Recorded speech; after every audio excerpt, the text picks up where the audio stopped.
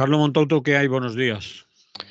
¿Qué tal? Buenos días a todas y a todos. Aquí puntual como Zelensky en Jeddah, a ver si consigue en Arabia, a ver si consigue que el tío Trump le perdone y no le quite el Starlink y la inteligencia para poder seguir la guerra contra Rusia. Bien. ¿Lo has visto? Puntual. Puntual, sí. Información de última hora. Exacto. Pues ya veremos en qué queda eso. Lo seguro que continuará.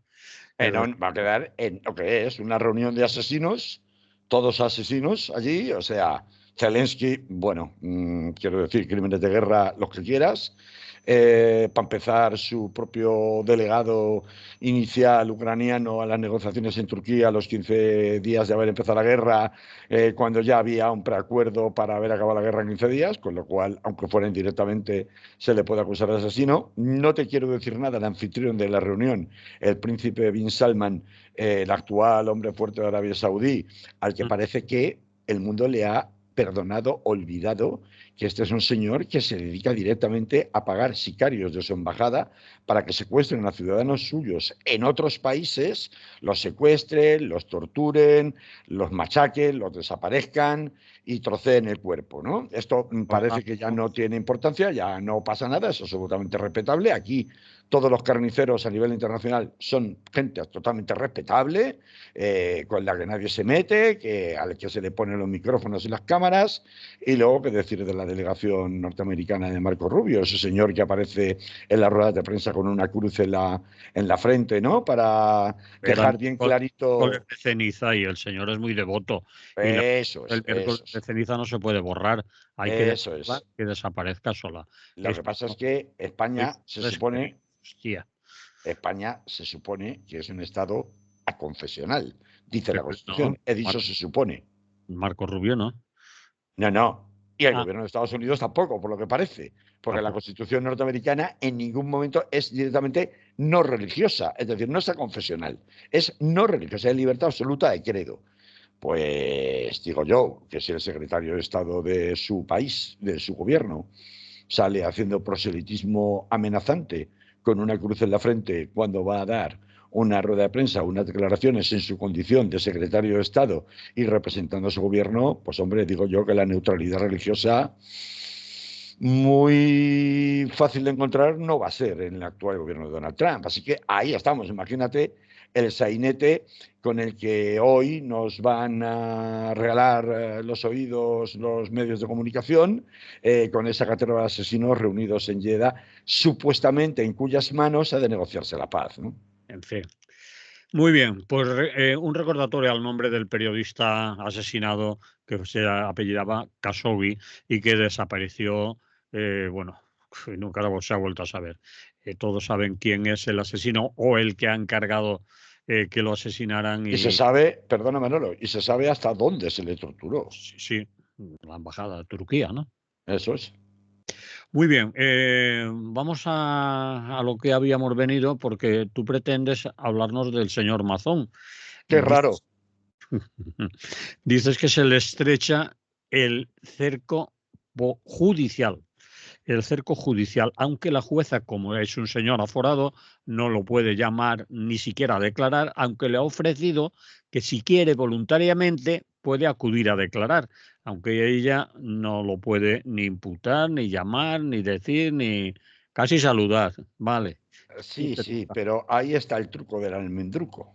Sí. Porque la jueza que ha imputado como máxima autoridad formal para adoptar medidas a la anterior consellera de Justicia y Presidencia, creo que también era, del señor Mazón, Salomé Pradas, le ha ofrecido al señor Mazón algo que solo se ofrece a aquel al que piensas imputar, que es con base en el artículo 118 de la Ley de Enjuiciamiento Criminal, la posibilidad de poner en su conocimiento la existencia de los hechos, darle la posibilidad de defensa, darle la posibilidad de personarse y de declarar voluntariamente, aunque no está obligado, efectivamente, como bien dices Manolo, y ese es el motivo por el cual ha tenido que rechazar la querella, porque esa querella solo se podría admitir formalmente a trámite y solo se le podría investigar formalmente al señor Mazón como presidente del Corts, perdón, del Corts, del Consell, como por el Tribunal Superior de Justicia, pero fíjate lo que dice el artículo 118, que cita expresamente a la jueza de Catarroja en relación al señor Mazón. Dice, toda persona, dice el artículo 118.1 de la Ley de Enjuiciamiento Criminal, toda persona a quien se atribuya un hecho punible podrá ejercitar el derecho de defensa, interviniendo en las actuaciones desde que se le comunique su existencia, que es exactamente lo que le acaba de hacer la jueza de Catarroja, haya sido objeto de detención o de cualquier otra medida cautelar, o se haya acordado su procesamiento, a cuyo efecto se le instruirá sin demora injustificada de los siguientes derechos. Y a continuación un catálogo de derechos para los detenidos, investigados, derecho a guardar silencio, derecho a tal, derecho a examinar las actuaciones, a proponer, a designar abogado del procurador, es decir, a personarse,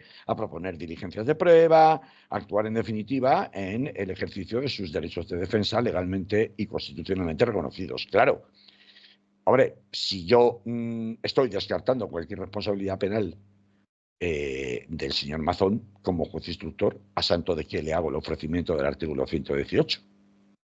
Se lo ofrece voluntariamente si quiere. Le dice Sí, pero yo ya te estoy comunicando sí. para preservar tu derecho de defensa, para que luego no me puedas decir que esto ha sido nulo, que a mí no me habías informado oficialmente que esto podía acabar dirigiéndose contra mí. Ya te estoy ofreciendo efectivamente esa posibilidad y te estoy, como dice la ley, a quien se atribuye un hecho punible podrá ejercitar el derecho de defensa interviniendo en las actuaciones desde que se le comunique su existencia, que es exactamente lo que acaba de hacer la jueza. Es La decir, jueza ha comunicado un hecho punible, pero, hombre, pero a la vez dice que no puede imputar o no le puede declarar investigado, pero le está dando todas las opciones para que, si él lo considera oportuno, dentro de su derecho de defensa, se persone en la causa, realice, practique o proponga practicar diligencias, entre otras, su propia declaración en un primer momento como testigo, dado que no podría comparecer formalmente como investigado, puesto que no ha sido declarado investigado, no puede serlo de momento, pero evidentemente le está llamando a la puerta, aunque esto, que es muy revelador, porque esto solo se hace por un juez de instrucción cuando considera que de las actuaciones que está instruyendo o investigando pueden derivarse responsabilidades de otros investigados o responsables que hayan de ventilarse en procedimientos distintos o en piezas separadas. Entonces se inicia justamente poniendo en tu conocimiento, oye, mira, aquí hay unos hechos que revisten indiciariamente la condición de punibles, que van a ser investigados. Te estoy avisando de que, aunque de momento no los dirija contra ti, que sepas que a ti te puede tocar. vale, Es pero exactamente lo que va a hacer la jueza. quien lo podía tocar solo, como has dicho antes, Sí, pero de momento, que puede vale, no. pero eso es una cuestión formal, Manolo. De momento, lo que esto nos da a entender es que la consideración de la jueza de Catarroja Sí. es la de que efectivamente existe una cadena de mando, existe una responsabilidad acotada, justamente en las más altas instancias de la presidencia del Consell y del CECOPI. Hay una titular, no que lo digo yo, lo dice ella directamente, hay una titular formal que es a quien efectivamente investiga porque puede hacerlo, que es Salomé Pradas. Además, y esto es para mí tan esencial como lo de darle traslado o poner en su conocimiento de la existencia de este procedimiento al señor Mazón por aquello de cuando las barbas de tu vecino veas, por las tuyas a remojar, ¿no? Que es que en el auto, son dos autos en realidad, uno en relación a la declaración de investigada, de condición de investigada de Salomé Pradas y el creo que era Emilio Argüeso, ¿no? Que era el secretario autonómico de emergencias, ¿no? Sí. Y el otro específicamente respecto al tema de Mazón, porque tenía que responder a algunas de las solicitudes de querella que se habían formulado contra el señor Mazón, para decirles no las puedo admitir, sin perjuicio de lo que haga el TSJ, ha llegado el momento, Pero sí que puedo y debo y lo hago y ordeno que se haga, comunicarle la existencia del procedimiento al señor Mazón, ¿no? Entonces, me interesa mucho que en el auto en el que se investiga o imputa al secretario autonómico de Emergencias y a la ministra, a la consellera de Justicia, ya se establecen para poder llevar a cabo o declarar formalmente esa condición de investigados de estos dos altos cargos de la Generalitat con Mazón y al frente del CECOPI, ya se delimitan una serie de hechos que pueden constituir delito y otra serie de hechos que en ningún caso pueden constituir delito y ya no van a constituir el camino, la línea investigadora durante esta instrucción. Y esa delimitación de lo que sí y lo que no es una delimitación que se carga frontalmente toda la línea defensiva y discursiva del Partido Popular Valenciano con Mazón a la cabeza. Sí. Esto es lo relevante realmente. No que ahora investigue o no investigue Amazon. Por eso hemos empezado hablando de que el cerco judicial cada vez se va estrechando más, porque claro, cuando el objeto de debate es Sánchez Castilla, no, la culpa la tuvo la Confederación Hidrográfica porque desaguó la presa de Forata y por culpa de eso el río Magro se inundó y todas las poblaciones ribereñas del río Magro quedaron inundadas. Nada tiene que ver con el CECOPI. A ver, pues mire usted eso, que tristemente es alucinante cómo el vertedero de fango y de mentiras que se han disipado, entre otras cosas, precisamente desde los círculos cercanos a la presidencia de la Generalitat, por no hablar de los advenedizos de la extrema derecha venidos de Madrid tratando de sacar rédito electoral para volcarlo contra el gobierno central y contra Pedro Sánchez por una cuestión ideológica. Más allá de eso, es increíble cómo esa máquina de fango ha literalmente enfangado una buena parte de la población valenciana que todavía a estas alturas sigue discutiendo verdades indiscutibles como que la presa de Forata no tuvo nada que ver con las inundaciones y como que los avisos sobre la presa de Forata que en un momento dado se llevaron a cabo, todos los científicos te desmontarán como no guardan ni siquiera geográficamente relación con las avenidas de agua brutales procedentes del Barranco del Pollo o que llegaron a través del Barranco del Pollo, porque ni geográficamente están conectados. Sí, sí, no tiene nada que ver el Barranco del Pollo con la presa Forata. Claro, entonces, esto es alucinante cómo estas mentiras se han ido instalando en una cierta parte de la población, no diré toda, claro que no, pero con una cierta parte de la población para, digamos, disminuir no solo la credibilidad de los informes científicos y de ahí las querellas y las denuncias constantes contra la Confederación Hidrográfica, contra EMET, etcétera, etcétera, sino además, y por supuesto, en sentido contrario, para disminuir o tratar de disminuir la responsabilidad del señor Mazón. Entonces, ¿por qué es tan importante que el cerco judicial se vaya cerrando? Pues porque a la hora de la hora, aunque sea la verdad oficial, que a veces no necesariamente coincide con la verdad material, pero en este caso probablemente acabe haciéndolo, la verdad oficial que se está imponiendo desde la jueza encargada de la instrucción en Catarroja es que la conferencia hidrográfica del Turia no tuvo nada que ver con los envíos tardíos de los de la alerta, que los hechos que verdaderamente procede a investigar sí guardan directa relación con la cronología del día 29 de octubre y que además no hacía falta ningún consentimiento expreso por parte de nadie en el CECOPI para que se hubieran adoptado las medidas que se tenían que haber adoptado de alerta a los ciudadanos, no solamente en cuanto a su antelación respecto de la hora tardía en que fue enviado la alerta, sino respecto de su contenido.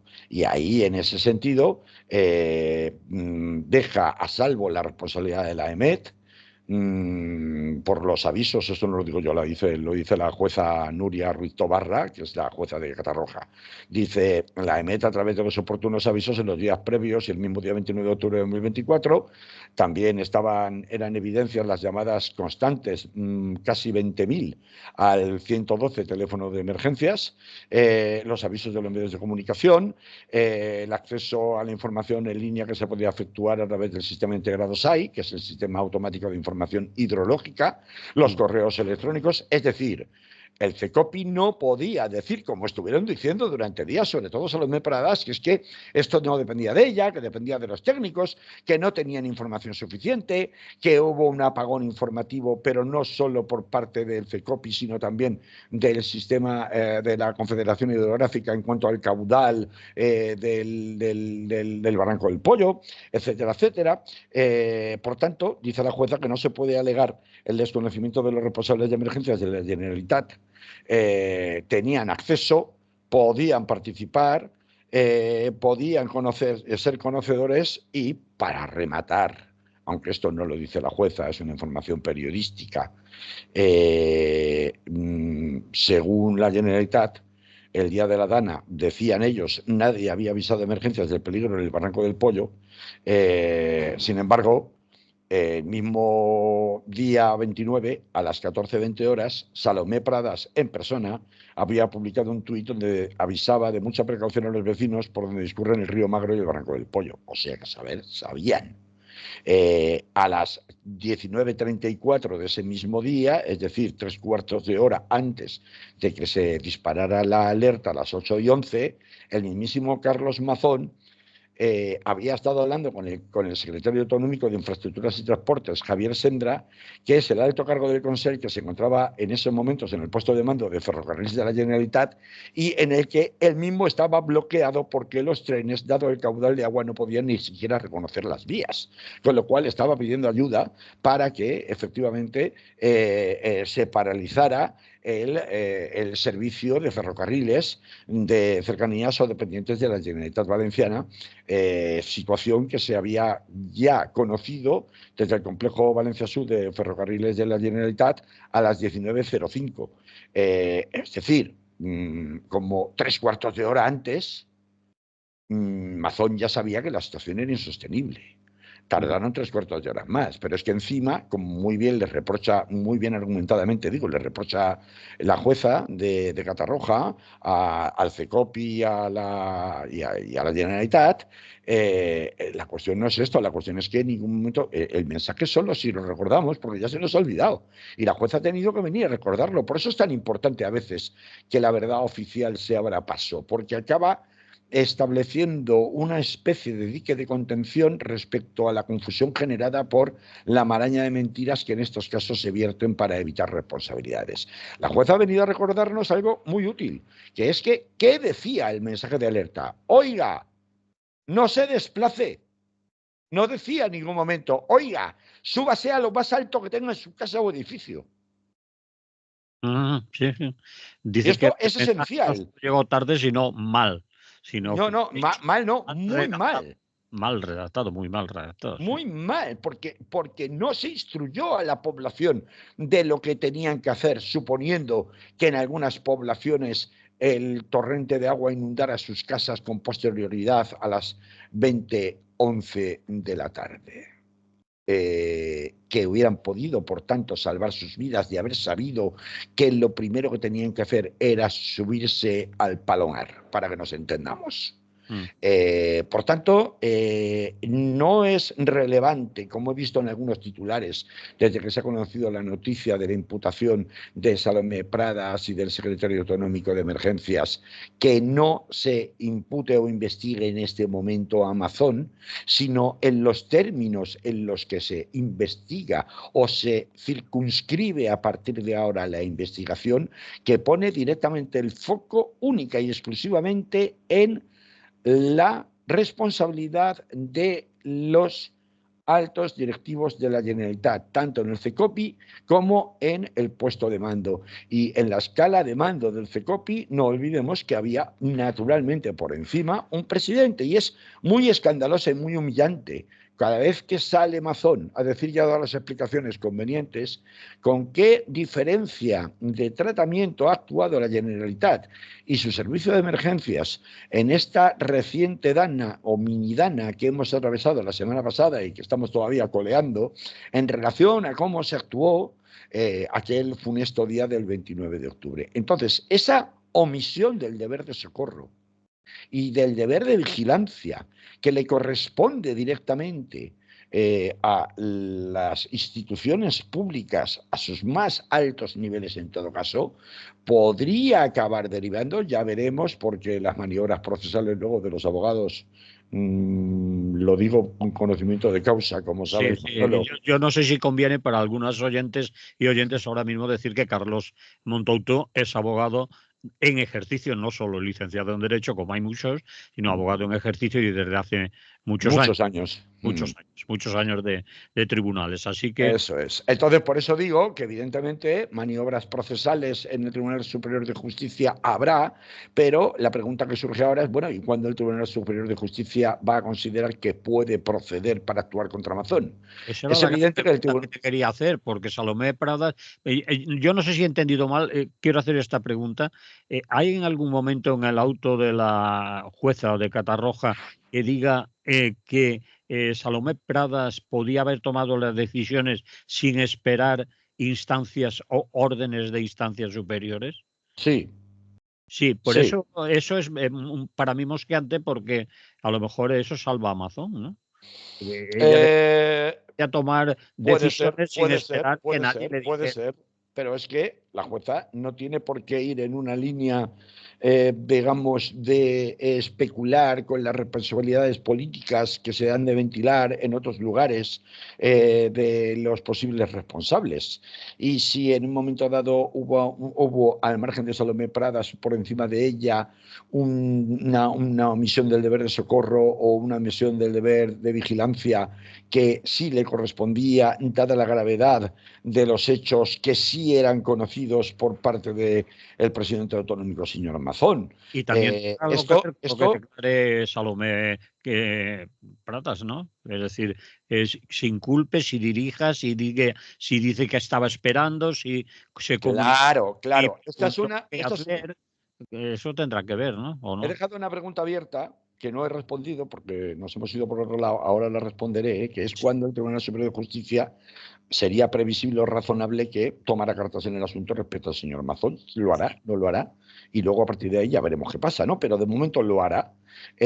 A ver, la justificación que la jueza de Catarroja da para citar a declarar como investigada a Salomé Pradas es que, según la jueza Nuria Ruiz Tobarra, era ella quien tenía atribuida como Sí. máxima autoridad el Ahí proceso digo, de adopción de medidas de autoprotección de la población, así como su número 2, el secretario autonómico de emergencias. Luego, hay una responsabilidad objetiva y orgánica, que es a donde naturalmente se va a fijar la jueza de Catarroja, porque su investigación no puede ir más lejos en cuanto al nivel de personas responsables o que pudieran ser responsables del asunto, y por tanto, en teoría, como tú apuntabas, Manolo, objetivamente hablando, si se fija como hecho no controvertido judicialmente, es decir, que no se discuta en un recurso y luego resulta que la audiencia provincial dice otra cosa, porque aquí los recursos serían la audiencia provincial, no el Tribunal Superior de Justicia. Bueno, pero si quedara esto como un hecho incontrovertido, es decir, que la máxima autoridad en el CECOPI era Salomé Pradas, lo que le dice es que no tenía que esperar a nadie más, podían haber hecho alertas muchísimo antes. Y en ese sentido, veremos qué es lo que Salomé Pradas va a contar, porque claro, puede acogerse a su derecho a no declarar, o a declarar solo las preguntas que le haga su abogado, o a declarar solo las preguntas que le haga el abogado, su abogado o abogada y la jueza, pero no al fiscal, o también al fiscal, o a todos. Ten en cuenta, Manolo, que hay de hecho acusaciones populares que harán sus preguntas con toda la mala intención, tratando de salpicar qué conocimiento tenía de los hechos, por mucho que ella fuera la última responsable orgánica del CECOPI, el señor Mazón, por ejemplo. ¿Hablaron entre ellos? sí. ¿Sabía el señor Mazón de la gravedad de los hechos? ¿Cómo Ujú. respondió el señor Mazón? ¿Delegó toda la responsabilidad? ¿Le dijo espérate a que yo llegue? Claro, es decir, por tanto, ahora sí, viendo lo que sea que suceda con la instrucción de estas y otras personas que pudiera su señoría instructora decidir tomar declaración, cuando esa instrucción acabe, será el momento y se dicte el correspondiente auto de procesamiento si fuera sumario o de procedimiento abreviado para pasar ya a la fase de enjuiciamiento oral, ese será el momento en donde ya hay una recopilación de hechos más o menos conformadas, con la cual el Tribunal Superior de Justicia sería el momento idóneo para que llamara a capitular al señor Mazón, dependiendo de cómo se haya configurado esa relación de hechos, al menos indiciarios, no probados, porque eso solo puede producirse en una sentencia penal a través de un juicio oral, pero sí de entidad indiciaria suficiente que permitan albergar la sospecha de que efectivamente el señor Mazón pudo haber incurrido por acción u omisión en el mismo delito en el que pueda haber incurrido la señora Salomé Pradas.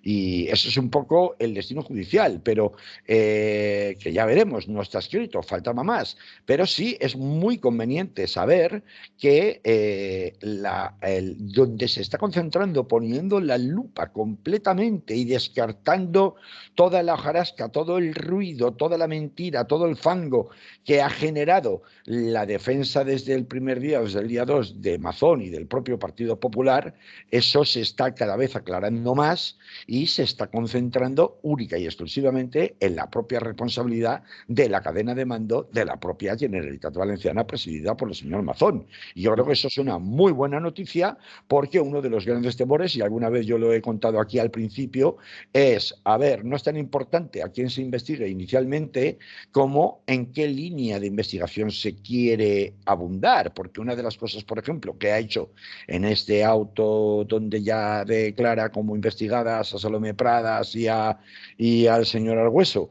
la jueza ha sido inadmitir a trámite definitivamente la querella de hazte oír contra la delegada del gobierno Pilar Bernabé. Como supuesta máximo responsable orgánica de la conferencia hidrográfica del Júcar, porque es el Júcar, no el Turia, no creo. Júcar, El Júcar, y por tanto dependiente directamente del Ministerio de Transición Ecológica del Estado, ¿no? Entonces, bueno, esto no estaba tan claro desde un principio, porque muchas veces ya lo contamos mucho cuando aquella famosa historia de los 4 trajes de Camps y cómo se investigaba lo que se sabía que iba a tener una responsabilidad minúscula o incluso ninguna, como al final acabó sucediendo, que fue absuelto y en cambio no se investigaba inicialmente donde sí que podía haber agua y podían encontrar verdaderos delitos que fueran comprobables, perseguibles y condenables, pues el temor que existía sobre el destino que fuera a tener el seguimiento judicial de todo lo sucedido en la Dana, que era precisamente que se empezaran a disipar las líneas de investigación y que incluso fueran contradictorias entre sí, de manera que al final no quedara claro quién era el responsable verdadero de los hechos, pues esto afortunadamente a través de la actuación bastante coherente hasta el momento de la jueza de Catarroja, pues está empezando a desbrozarse, a aclararse y a establecer que aquí hay unos únicos responsables desde el primer día, desde el minuto 1, que ha sido la Generalitat Valenciana. Ha sido una instrucción también rápida, ¿no? Es decir, que no ha estado templando gaitas, esperándose a llamar un mes a no sé quién, 2 meses ya veremos. Bueno, no ha terminado, va a empezar ahora. O sea, Bueno, la jueza ya había empezado la investigación antes, lo que ha hecho ha sido recabar documentación oficial, contrastar y comprobar la documentación oficial, le ha pedido documentación a EMET, le ha pedido documentación a la Generalitat Valenciana, le ha pedido la documentación a la Confederación Hidrográfica del Júcar, se habrá asesorado, me imagino, aunque fuera de forma discreta, con expertos que le ayuden a tratar de discernir un poco cómo funcionan las áreas de competencia, de las áreas competenciales y también la interpretación de determinados bueno, pues, parámetros, ¿no?, que se utilizan con carácter científico en los temas de predicción meteorológica y a entender alguna cosa, pero por otra parte las conclusiones a las que llega para poder digamos, formalmente iniciar la instrucción, que es cuando ya diriges esa investigación contra personas concretas, cosa que hasta la fecha no se había producido, y descartas que puedas continuar la investigación contra otras, que es lo que ha hecho respecto de la querella de oír contra la delegada de gobierno Pilar Bernabé. Pues esto es lo que ha dado lugar, nos ha llevado a estos autos que se han conocido, pues, parece que ha sido en el día de ayer, ¿no? Sí, Bueno, sí, sí, ayer por el la... día de ayer, Yo, estos autos que de alguna manera ponen negro sobre blanco, ponen los puntos sobre las íes respecto de qué estamos hablando verdaderamente cuando hablamos de responsabilidades penales en materia de la DANA. Me parece que es muy interesante, es un alivio comprobar que se está efectivamente investigando lo que hay que investigar y que se está señalando a quien hay que señalar. Y a partir de aquí, bueno, el partido hay que jugarlo, ¿eh? Ojo, solamente se ha fijado el estadio, el día y la hora y el árbitro, pero nada más. O sea, el partido ahora hay que empezar a jugarlo. Hay y, que y- ver qué hace y Salomé también, Pradas. y también los jugadores y también de quién no va a jugar. Exactamente, quiénes están invitados al partido y quiénes no.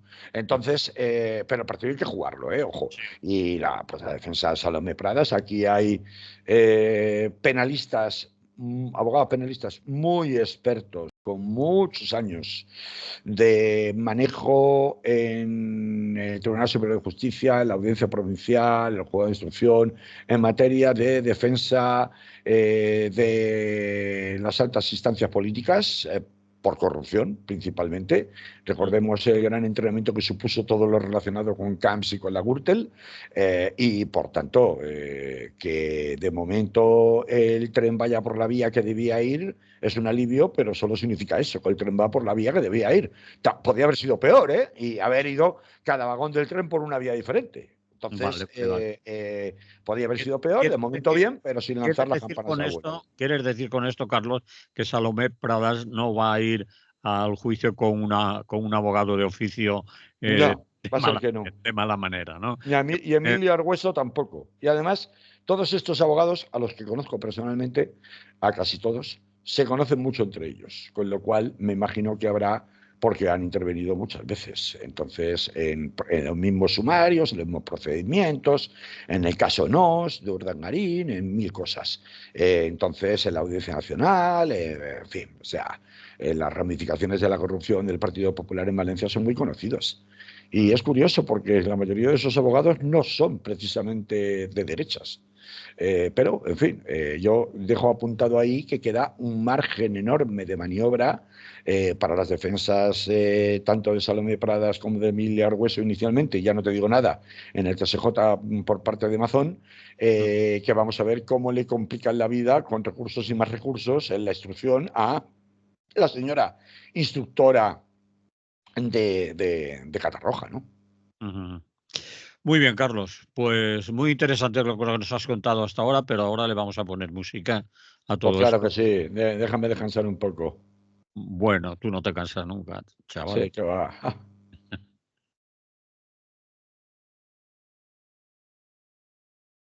Continuamos en Radio Clara, es lo que hay. Estamos hablando con Carlos Montouto.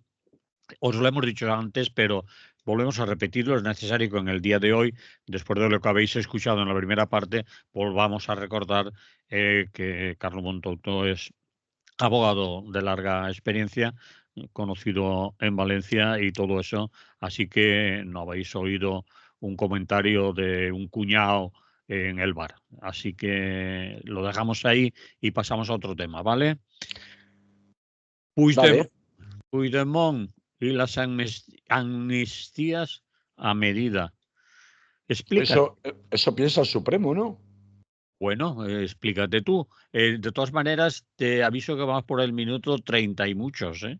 Para Bueno, pues vaya a ser cortito porque esto de momento es solamente poner un pequeño apunte, ¿no?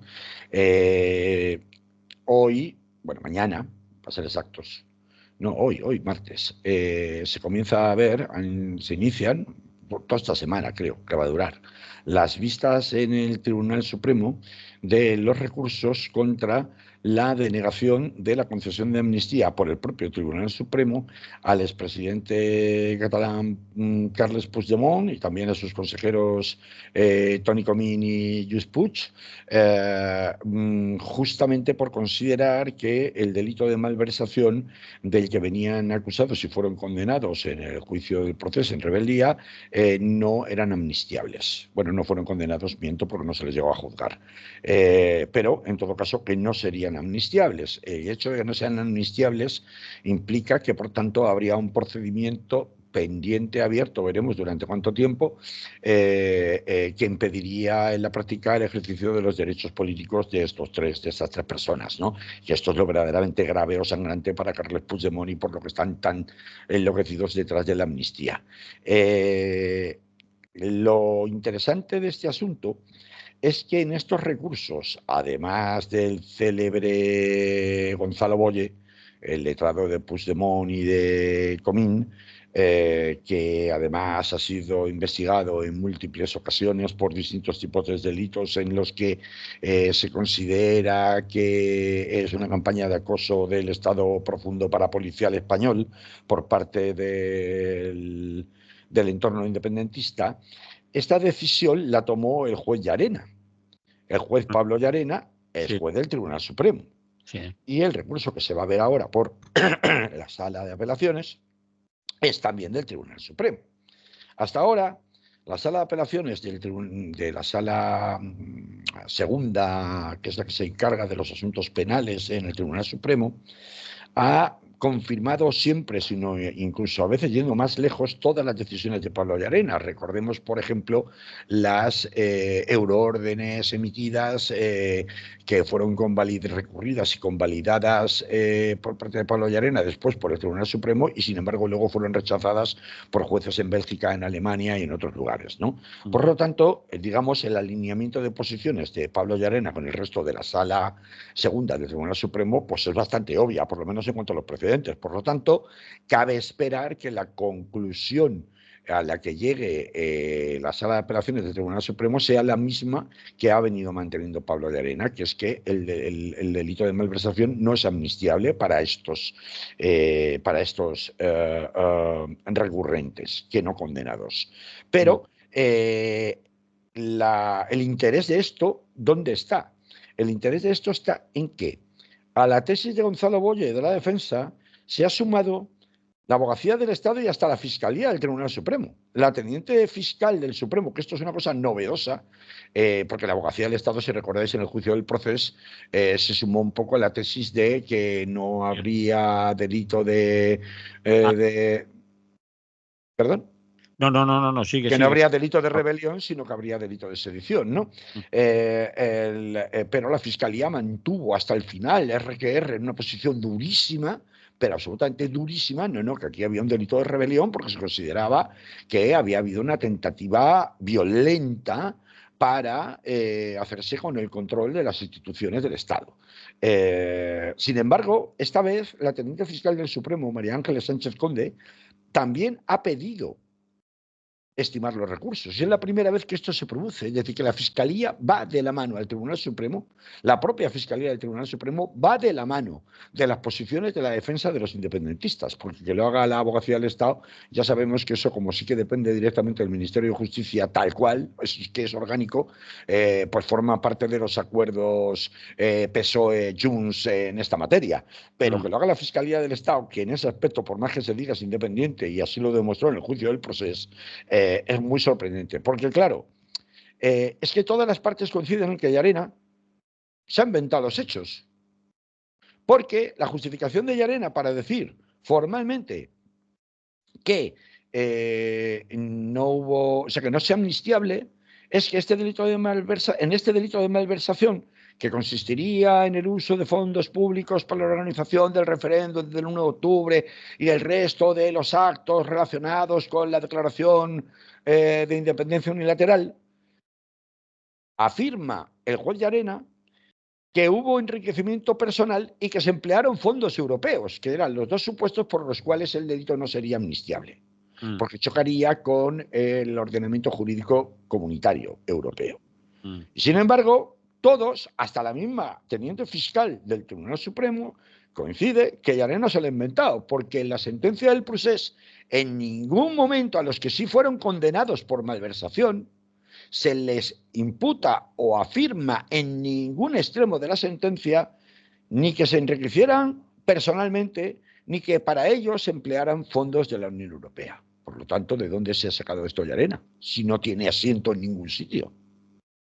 Esto es una justificación hecha a medida, es inventarse en definitiva el derecho, los hechos para que te ajusten al derecho que quieres aplicar, lo cual, vamos, si no roza la prevaricación, pues venga Dios a verlo. Y no sería la primera con el juez Pablo Llarena.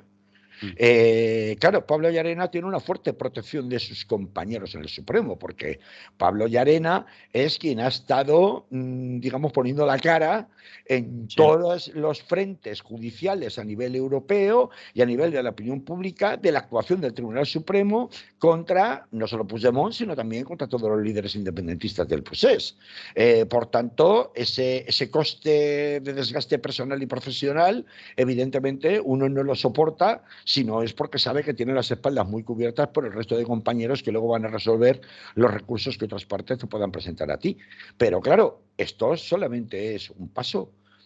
Si el Tribunal Supremo en la Sala de Apelaciones decide confirmar, como ha hecho hasta ahora siempre, lo que diga Pablo Llarena contra la interpretación de la propia fiscal del Tribunal Supremo, de la Abogacía del Estado, y ya no digo de las defensas de los interesados, de los recurrentes, esto va a ir al Tribunal Constitucional y de aquí va a ir al Tribunal Europeo de Derechos Humanos de cabeza y muy probablemente se gane, porque es bastante mendaz inventarse hechos que no están probados ni acreditados en ninguna parte para justificar con ello por qué no se puede aplicar la amnistía, en este caso a estos tres señores, que te harán bien o mal, pero en fin, esto nada tiene que ver con que la ley se aplique como se debe aplicar. Y era un poco lo que yo quería venir a contar, porque este cambio de signo en la Fiscalía del Tribunal Supremo es muy llamativo, es la primera vez que se produce en cualquier juicio o cualquier incidencia procesal a ese nivel en el Tribunal Supremo. Nunca había pasado antes en relación al proceso y me parece que es un cambio de paradigma bastante importante, que además se agarra a algo que es bastante objetivo. El juez Llarena se lo inventa.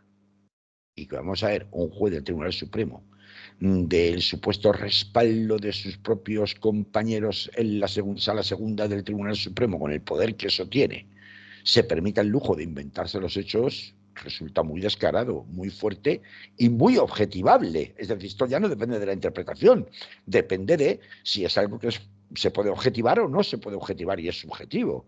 Y por ese motivo me parece que este es un asunto que tiene trellat, que dirían en Cataluña, que tiene recorrido y que creo que habría que prestarle bastante atención, porque puede ser una fisura por primera vez en el propio Tribunal Supremo y en su forma de entender de una manera bastante atávica todo lo relacionado con la protección del Estado español y su integridad, y todo lo que tiene que ver con los procesos independentistas, ¿no?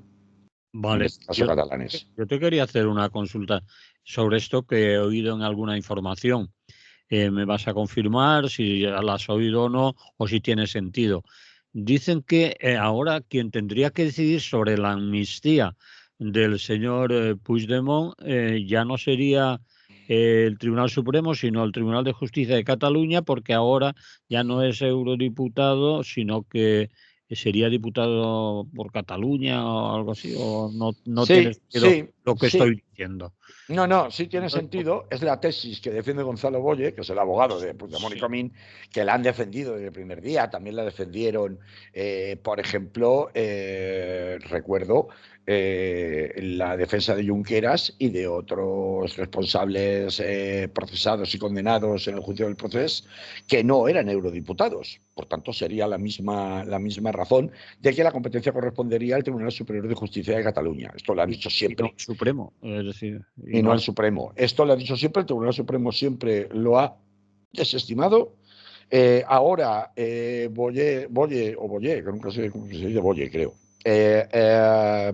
se agarra al hecho de que tras las últimas elecciones autonómicas catalanas y la pérdida del escaño por parte de Comín y por parte de Puigdemont, principalmente, porque el las otro creo que... europeas.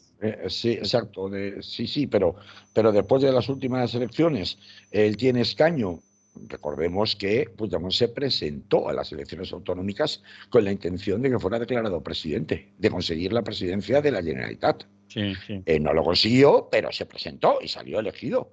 Sí, Entonces, esta sería la justificación actualizada, digamos, que Gonzalo Boye pretende presentar de nuevo al Tribunal Supremo. Yo creo que esa pretensión no tiene visos de que vaya a prosperar y desde luego no tiene ni remotamente el peso que tiene la otra, donde Llarena pues es decir, está realizando conclusiones basándose en afirmaciones que no están acreditadas en ninguna parte.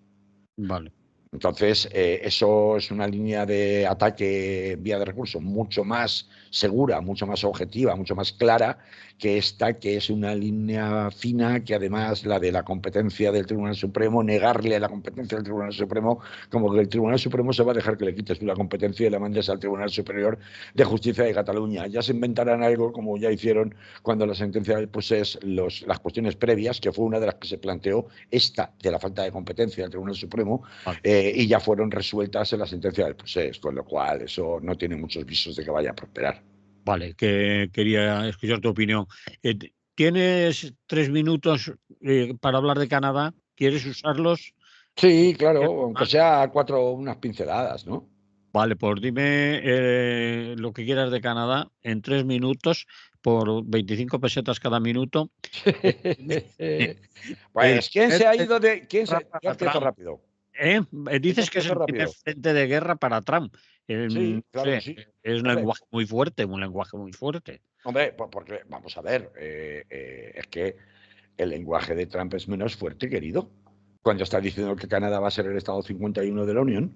Sí, pero Y entonces, claro, justo acaba de ocurrir algo que ya había sido anunciado con anterioridad por motivos internos que nada tenían que ver con la situación con Donald Trump, que es el cese o la dimisión de Pierre Trudeau, el primer ministro de Canadá, del Partido Liberal, Justin Trudeau, perdón, no Pierre Trudeau era su padre, sí, sí, sí. Justin Trudeau,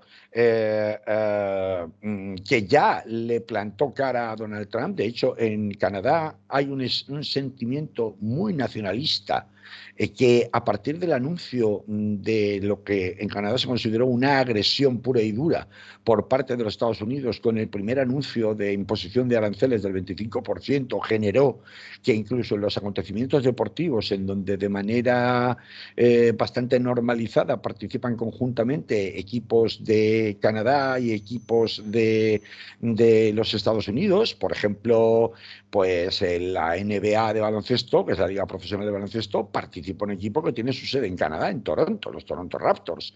En la Liga de Hockey sobre hielo, los equipos canadienses participan de tú a tú en la misma liga profesional con los equipos estadounidenses. Pues ha habido abucheos al himno estadounidense por primera vez en la historia, ha habido listas que han funcionado de productos estadounidenses llamando al boicot generalizado de los consumidores canadienses al consumo de dichos productos estadounidenses. Es decir, hay un sentimiento de ofensa muy fuerte y muy nacionalista antiestadounidense por parte de los canadienses en este momento. Y justo en este momento es cuando Justin Trudeau deja el cargo y tras unas primarias en su partido para ver quién podía sucederle interinamente hasta las siguientes elecciones, gana por goleada un tipo que es lo más raro que ha habido, que se llama Mark Carney, que gana con un 85% estas primarias para ver quién sucedía de manera inmediata a Justin Trudeau, y que es un tío que ha sido banquero, pionero, experto en crisis económicas internacionales, que no tiene ninguna experiencia en gestión política, pero la tiene toda en solución de conflictos económicos internacionales, que ha trabajado en Goldman Sachs, que conoce perfectamente cómo funciona el sistema financiero. Y claro, esto no es lo importante es que lo primero que ha dicho es: los estadounidenses quieren nuestros recursos, nuestra tierra, nuestra agua, nuestro país. Canadá nunca formará parte de Estados Unidos de ninguna forma. Esto ha sido el primer discurso que ha hecho este señor. Mm. Entonces, es verdad que Donald Trump pues, se ha ido suavizando, porque claro, la realidad es muy tozuda. Igual que ha tenido que levantar los aranceles, parece que de forma casi definitiva, a toda la industria automovilística que respecto a México produce componentes que fabrica en México, reajusta en Estados Unidos y luego vuelve a ensamblar en México, para que nos entendamos, todos son productos de ida y vuelta, con lo cual tendrían que pagar unos aranceles 2 o 3 veces por el mismo tornillo, por la misma pieza específica de un motor, lo cual es un despropósito, un desvarío total, y ha tenido que anular esos aranceles, igual que los ha pospuesto mes a mes, ya definitivamente parece que para abril, entrando en vigor al mismo tiempo que con el resto del mundo, y con el cuento del fentanilo, que no se lo cree ni él, ni Marco Rubio, ni Elon Musk, ni nadie de la administración Trump, pues ya ha prometido que efectivamente el 25% de los aranceles se va a poner en marcha. Entonces, ojo, porque Canadá sí tiene una economía muy integrada en muchos sectores con Estados Unidos, particularmente en materia de provisión de petróleo, ahí donde lo ves, que puede suponer un incremento sustancial de producirse un cerrojazo del precio de la gasolina en los Estados Unidos, algo para lo que el ciudadano medio estadounidense es especialmente sensible. Y si ya lo es, por ejemplo, para el aguacate, que en Estados Unidos utilizan para todo y que procede en un 90% de México, si finalmente entran en vigor los aranceles el día 4 de abril, la cuestión de un bloqueo o una imposición de aranceles o contraaranceles por parte del nuevo gobierno canadiense en respuesta a las presiones de los arancelarias de Estados Unidos, pueden hacerle muchísimo más daño del daño que le puede hacer México imponiéndole aranceles a su vez a lo que sea que se pretenda importar a México, ¿no?, desde Estados Unidos. Es verdad que este Mark Carney, el nuevo premier canadiense, que tiene mucho que ver, por ejemplo, también en la alineación de Canadá con los intereses de Europa frente a los intereses de Trump en relación a la guerra de Ucrania y la nueva alineación o nuevo orden mundial de los matones del planeta, léase Estados Unidos, Rusia y China, pues que haya un alineamiento con Europa contra el propio Estados Unidos dentro de Norteamérica es muy, muy relevante. Y aunque es verdad que el Partido Liberal al que pertenece Carney está en minoría, es lo que provocó que Trudeau ya anunciara que iba a dejar el cargo, y que es muy probable que le presenten una moción de confianza que no pueda superar por una cuestión de matemática parlamentaria en Canadá, y por tanto tenga que convocar nuevas elecciones, sí, al menos los primeros envites de este Mark Carney, o si no lo compran antes en los grandes capitales de los Estados Unidos, que eso también puede pasar, marca un destino de enfrentamientos económicos fuertes que sienta el ciudadano medio norteamericano el impacto de las consecuencias de esas medidas arancelarias y de esa guerra económica de Estados Unidos con Canadá como de ninguna otra parte del mundo en estos próximos 4 meses, puede suponer que efectivamente sea el primer terreno donde Trump pierda prácticamente la guerra comercial me estoy refiriendo, además con una reacción inmediata, con un impacto inmediato en la economía media estadounidense, y además puede suponer que este señor Carney, de ser un provisional, digamos, un interino, acabe ganando esas elecciones que se puedan producir en Canadá de manera anticipada y pueda consolidarse como un bastión que rompa esa hegemonía que Estados Unidos pretende aplicar. Así que mucho cuidadito con lo que pasa en Canadá, que es un aliado ahora mismo valiosísimo desde el punto de vista económico y geoestratégico para Europa en este nuevo mundo que se está generando. Muy bien, Carlos, pues aquí lo dejamos, y como habrá tiempo de hablar de esto y ver cómo van las cosas y cómo va sucediendo, seguiremos hablando, ¿vale? Claro que sí. Hasta la próxima semana entre petardos, mascletás y castillos. A mí no me van a pillar, así que, dale. Cobarde. Enfréntate al Pues sí, fuego, hombre. lo asumo, soy un cobarde. Me largo. Ale, un abrazo. Venga, un Sa- abrazo. Salud.